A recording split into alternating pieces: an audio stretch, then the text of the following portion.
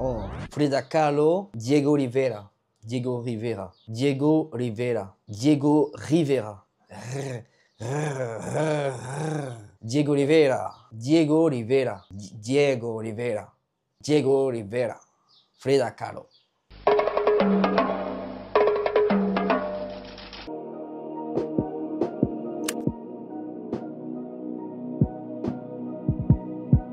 Il était une fois une femme qui portait ses blessures comme des bijoux. Une femme dont les sourcils étaient devenus un symbole mondial, mais dont une véritable puissance, elle ne tient pas dans son image, mais dans ce qu'elle a traversé, dans ce qu'elle a osé montrer. Alors aujourd'hui, je vous raconte la vie de Frida Kahlo. Pas juste l'icône des tote bags ou des posters qui la concernent. Là, je vous parle vraiment de l'artiste, de la révolutionnaire, de la survivante, celle qui a transformé la douleur en véritable chef-d'œuvre.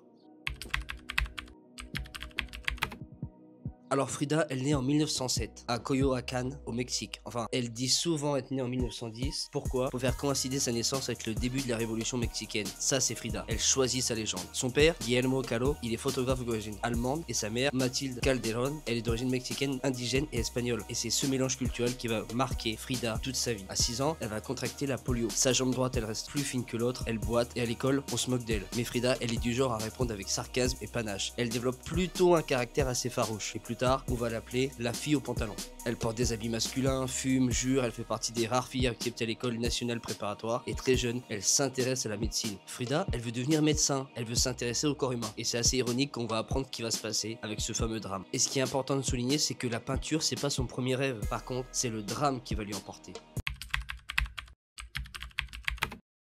17 septembre 1925. Frida, elle a 18 ans et un tramway, il rentre en collision avec un bus dans lequel elle se trouve. Alors elle est littéralement transpercée par une barre métallique. On a des fractures multiples, une colonne brisée, un bassin explosé. Elle va passer des mois alitée, corsetée, presque momifiée. Et c'est là que ça commence à peindre. Elle est allongée, un miroir au-dessus du lit, des pinceaux à la main. Elle se peint elle-même encore et encore et encore. Non par narcissisme, mais plutôt parce qu'elle va dire ça. Je me peins moi-même parce que je suis souvent seule et je suis le sujet que je connais le mieux. Et c'est dans cette souffrance qu'elle forge son style. Brut, frontal, parfois surréaliste, sans être du surréalisme. Parce que Frida, elle détestait qu'on la réduise à ça. Comme quoi, c'est délicat de le dire, mais ce drame-là, ça va être un mal pour un bien.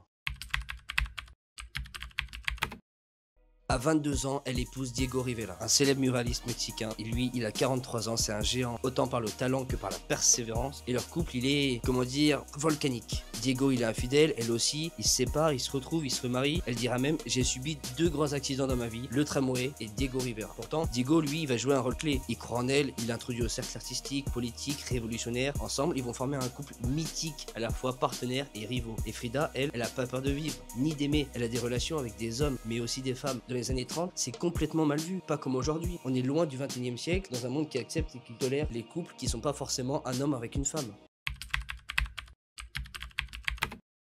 Ces tableaux, ça va être vraiment une cartographie de sa souffrance psychologique, physique et mentale. La colonne brisée, Henry Ford Hospital, Racine, elle va peindre sa fausse couche, ses opérations, ses blessures, mais elle peint aussi sa culture, sa fierté d'être mexicaine, son anticolonialisme, et elle fait de son corps un manifeste, de ses corsets une armure. Et beaucoup pensent qu'elle a une reconnaissance posthume. Faux, Frida, elle a connu le succès de son vivant. Elle a même été la première artiste mexicaine à exposer seule au Louvre en 1939. André Breton, il la qualifie de surréaliste sans le savoir, et Trotsky tombe amoureux d'elle. Elle va traverser les époques comme une comète, aussi rapide qu'une comète.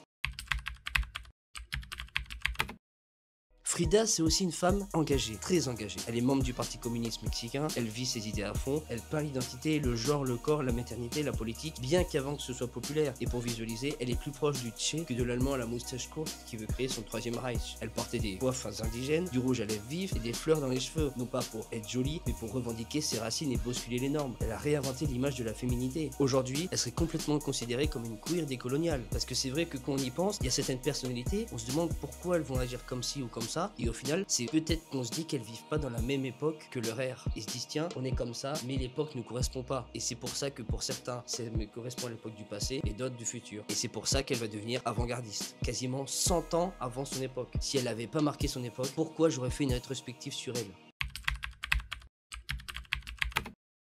on va beaucoup moins se marrer parce que les dernières années sont terribles. Elle souffre en permanence, elle perd une jambe et pourtant elle continue à peindre, à écrire et à aimer. En 1954, elle meurt à 47 ans, fini pour elle. Par contre, officiellement c'est une embolie pulmonaire, officieusement certains vont parler d'overdose, peut-être volontaire. Et son dernier tableau, un bouquet de pastèques avec 3 mots dessus, Viva la vida. En français, pour ceux qui sont pas bilingues, vive la vie. Et c'est ça Frida Kahlo, c'est pas une icône de souffrance, c'est une icône de résistance. T'as vu la petite métaphore?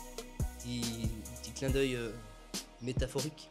Si Frida elle est encore là aujourd'hui, pas forcément physiquement, mais dans nos cultures, aussi sur les mugs, les tatouages, les expos, c'est pas seulement pour son esthétique, et c'est plutôt parce qu'elle a mis ses couleurs, et c'est plutôt parce qu'elle a mis des mots et des couleurs sur ce qu'on appelle aujourd'hui la résilience, l'identité, la santé mentale, l'inclusivité, parce qu'elle a osé montrer ce que tant d'autres cachaient. Son œuvre elle est politique, charnelle, spirituelle, elle parle aux marginaux, aux femmes, aux artistes, aux gens qui souffrent, des gens qui aiment. Elle est devenue culte, non pas parce qu'elle cherchait la gloire, mais parce qu'elle a été radicalement sincère. Qu'on l'aime ou qu'on l'aime pas, qu'on soit de son bord politique ou pas du tout, qu'on partage ses idées ou pas, qu'on aime son art ou pas du tout, c'est pas la question. On n'est pas là pour juger. On peut juger un petit peu, dire ce qu'on aime, on n'aime pas, mais vraiment le but c'est vraiment de montrer qu'elle était quelqu'un d'avant-gardiste. Certaines personnes qui pensent aujourd'hui, c'est des personnes, ça date il y a quasiment près de 100 ans, et on n'avait pas beaucoup de personnes qui étaient comme Frida Kahlo à l'époque. Mais bon, le destin a fait que c'est revenu et ça s'est intensifié. Frida Kahlo, c'est pas juste une femme qui a peint sa vie, c'est une femme qui a écrit son histoire et qui l'a gravée. Bon bah ça y est, l'épisode est maintenant terminé, j'espère que ça vous a plu. Commentez, partagez, likez, abonnez-vous, c'est hyper important, même primordial si vous voulez qu'on se retrouve pour dimanche prochain, le prochain épisode. Et je vous rappelle que le dernier se finit en apothéose le 13 juillet. La saison, je pense qu'elle était incroyable, elle va être encore incroyable pendant quelques épisodes. Avant de me tâcher un petit peu ce beau t-shirt blanc, c'était Nico, bonne matinée pour les leftos, bonne soirée pour les couches tard, et surtout, ciao.